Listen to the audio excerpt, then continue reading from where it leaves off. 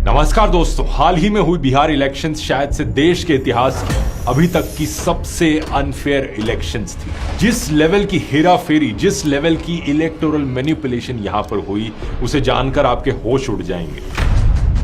मैं जानता हूं आप में से कुछ लोगों को लग रहा होगा कि ऑपोजिशन की यहां पर बुरी तरीके से हार हुई, इसलिए वोट चोरी का बहाना दिया जा रहा है।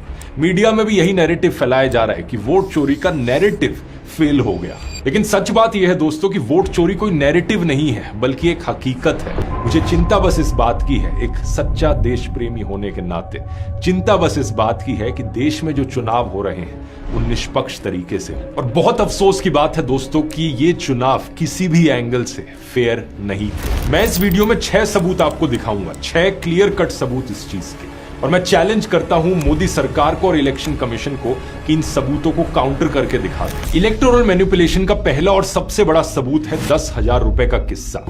यहां पर सबसे बड़ा सवाल वैसे इलेक्शन कमीशन पर उठता है, क्योंकि मॉडल कोड ऑफ कंडक्ट के रूल्स में क्लियरली लिखा गया है कि सरकार किसी को भी पैसे नहीं दे सकती चुनाव के वक्त, स्पेशली तब जब मॉडल कोड ऑफ कंडक्ट लागू हो जाता है। बिहार में 6 अक्टूबर को ये कोड ऑफ कंडक्ट लागू हुआ, लेकिन इसके बाद 17 अक्टूबर, 24 अक्टूबर, 31 अक्टूबर और 7 नवंबर तक को भी महिलाओं को 10,000 रुपए दिए जा रहे थे। ना सिर्फ इलेक्शन चलते चलते उन्हें पैसे बांटने दिए गए, बल्कि इसके अलावा सुनो, वोटिंग के दौरान 1,80,000 से ज्यादा जीविका दीदी को वॉलंटियर्स के तौर पर इलेक्शन ड्यूटी पर लगा दिया। यानी कि जिन महिलाओं को 10-10 हजार रुपए मिल रहे थे, उन्हें इलेक्शन ड्यूटी पर भी लगा दिया गया कि जाओ सबको जाकर बताओ ये चीज। दूसरा सुनो, डुप्लीकेट वोटर्स का किस्सा। इन चुनावों में सैकड़ों ऐसे उदाहरण सामने आए जहां पर जिन वोटर्स ने पहले ही वोट कर दिया है बाकी राज्यों में, वो बिहार में भी वोट कर रहे हैं। सोचकर देखो, अगर इतने सारे उदाहरण हमें पब्लिकली ही मिल रहे हैं, तो ऐसे कितने अनजान बीजेपी के वर्कर्स हैं जो अलग अलग राज्यों में जाके हर जगह वोट डाल रहे हैं। तीसरा सुनो, स्पेशल वोटर ट्रेन्स। बीजेपी ने हरियाणा से हजारों लोगों को स्पेशल ट्रेन्स के जरिए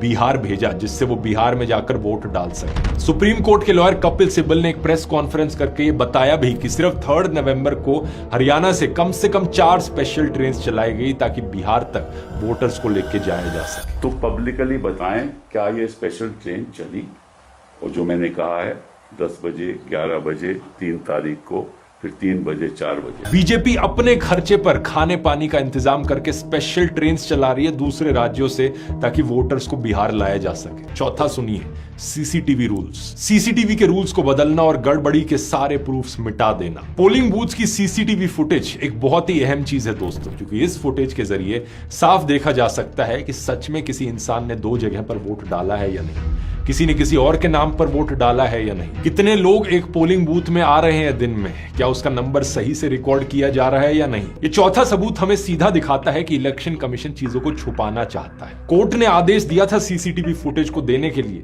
लेकिन इन्होंने जाकर रूल्स ही बदल डाले। पांचवा सुनो यहां पर, वोटर डिलीशन। जून से सितंबर के बीच इलेक्शन कमीशन ने बिहार में स्पेशल इंटेंसिव रिवीजन यानी SIR किया था। इसका मोटे मोटे तौर पर मतलब था कि वोटर लिस्ट को दोबारा से नया तैयार किया गया। अब एक आरोप तो यहां पर यह था कि इसमें डुप्लीकेट वोटर्स को हटाया नहीं गया, जिसका सबूत मैंने पहले दिखाया। दूसरा आरोप यहां पर यह है कि जो जेन्युइन वोटर्स हैं उनका नाम हटा दिया गया। कौन से जेन्युइन वोटर्स? खास तौर पर वो वोटर्स जो ऑपोजिशन के वोटर्स माने जाते हैं। छठा सबूत है दोस्तों, इलेक्शन कमीशन की बायसनेस। किस तरीके से इलेक्शन कमीशन बीजेपी को फेवर करता है, इसका एक पूरा पैटर्न सामने आ चुका है। चुनाव की तारीखें तक इस तरीके से तय की जाती हैं जिससे बीजेपी को फायदा हो। 2021 में ही देख लो, वेस्ट बंगाल में 8 फेज में चुनाव हुए और कई जिलों में अलग अलग 2-3 दिन वोटिंग हुई। आरोप लगा कि ऐसा इसलिए किया गया ताकि नरेंद्र मोदी और अमित शाह बाकी राज्यों में प्रचार खत्म करके वेस्ट बंगाल पर ध्यान दे सके। इसी तरह बार बार बीजेपी के leaders model code of conduct को वायलेट करते हैं, लेकिन इलेक्शन कमीशन उनके खिलाफ कोई एक्शन नहीं लेता। 6 क्लियर कट सबूत अब मैंने आपको दिखाए हैं दोस्तों। अब कुछ लोग आप में से कहेंगे कि अगर इतना ही सबूत दिखाना आ रहा है तो इन सबूतों को लेकर कोर्ट क्यों नहीं चले जाते, वोट चोरी को लेकर केस क्यों नहीं कर देते इलेक्शन कमिश्नर पर।